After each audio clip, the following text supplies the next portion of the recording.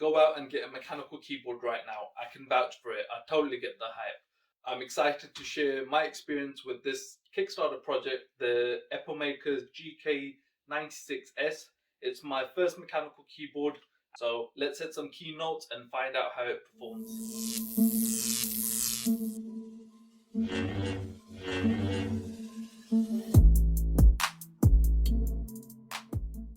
Epomaker, a well-known keyboard manufacturer with a range of designs and models available from a 60% keyboard all the way up to a full-sized 116 keys.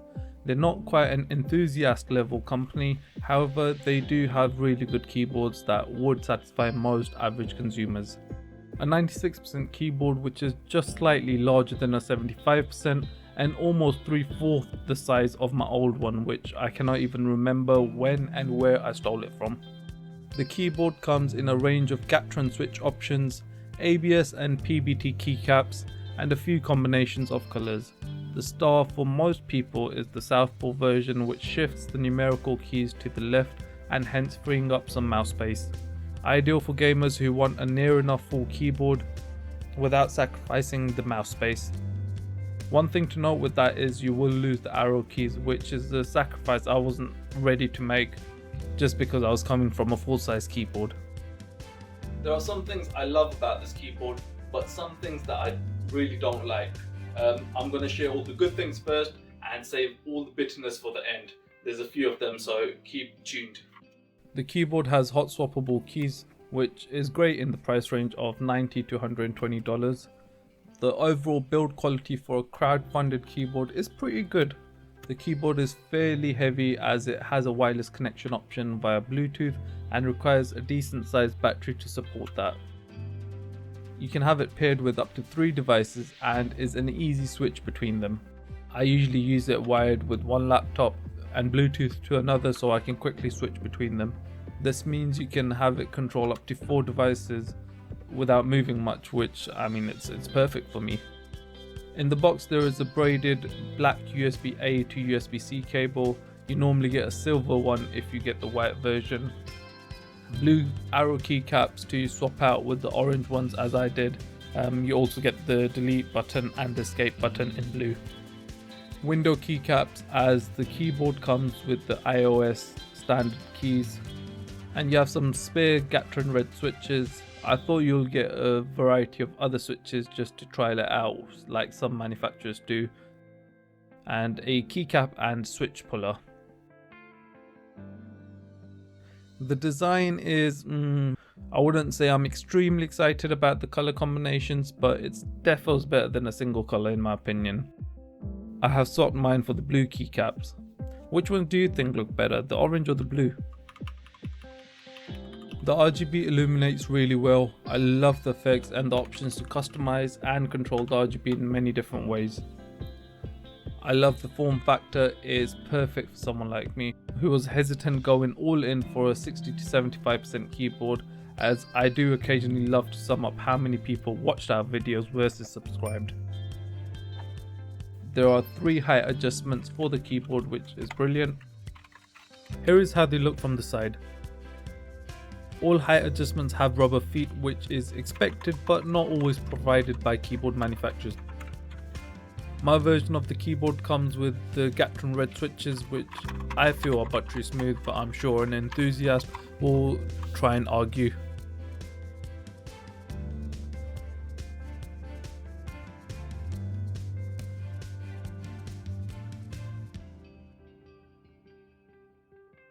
I do think I prefer slightly higher actuation force as I have lazy hands, but I can say with confidence I do really enjoy typing on this.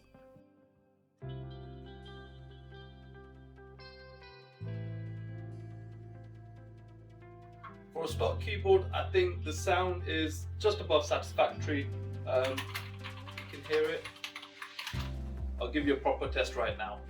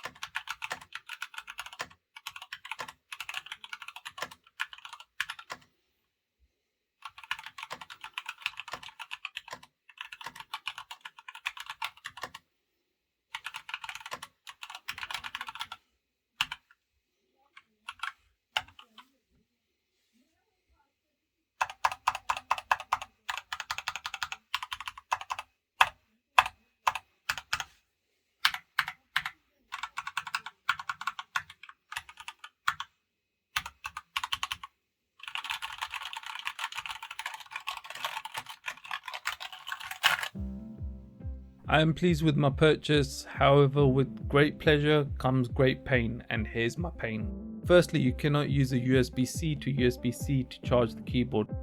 I was gutted when I found this out. You can use it to connect to a computer, but it will not charge.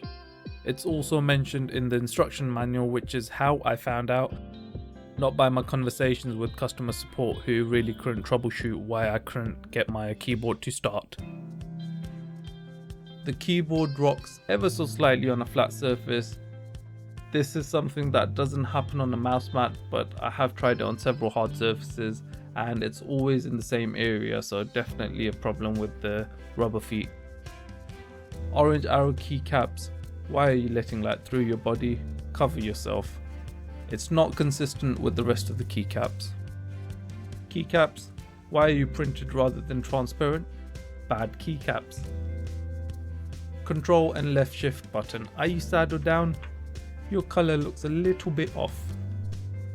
The beautiful RGB and the white keys are shadowed by black screws looking back at you through the keycap like some angry dead pixels. I mean, that's a basic design flaw in my opinion. It should 100% be covered with a white cap or be white in color so they don't shine through. This is in no particular order, by the way, but there is a bit of a rattle with some of the buttons. The stabilizers, they definitely need a bit of lube. It's very faint, but you can hear it, especially if you use the keyboard on a hard surface. And finally, Epomaker software. Please move into 21st century. You are a pain to look at. You seem to have too much functionality, too much going on in your head. That's all for the paint. Regardless of all the points I've listed, all the negative ones, I'm quite surprised myself. I really enjoyed tapping on this keyboard. It's been a great upgrade from my previous keyboard, which is not even worth mentioning. Umaya has a different keyboard coming very soon, and we plan to do some custom upgrades to this keyboard to try and improve the sound quality and just overall feel. For now, that's all. Over and out.